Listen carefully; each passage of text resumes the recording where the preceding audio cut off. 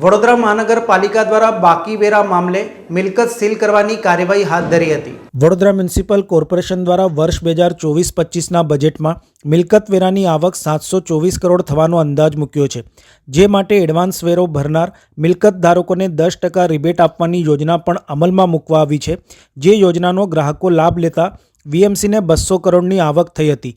ત્યારબાદ રહેણાંક અને કોમર્શિયલ વેરા બિલ પર પણ વ્યાજ માફીની યોજના પણ હાલમાં ચાલુ છે। તેમ છતાં અનેક મિલકત ધારકો બાકી વેરો ભરતા નથી।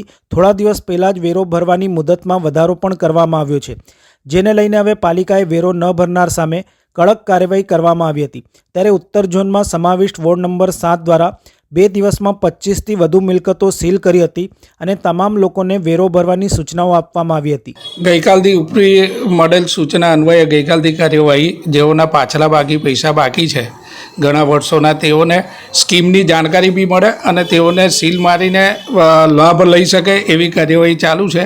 ગઈકાલે લગભગ અમારી વોર્ડમાંથી 12 સીલ માર્યા હતા અને આજે પણ કાર્યવાહી ચાલુ છે, જેમાં લગભગ 15 સીલ મારવાની કાર્યવાહી પૂર્ણ કરી। લોકોને મેસેજ એ છે કે ઘણા વર્ષોથી બાકી છે। હાલમાં કોર્પોરેશન દ્વારા રિબેટ યોજનાનો લાભ આપવામાં આવી રહ્યો છે। વ્યાજ પેટે 80% જેવી રકમ માફ છે, તો પ્રચાર થાય અને લોકોને આ લાભ મળી રહે તે હેતુથી પણ આ કાર્યવાહી ચાલી રહી છે।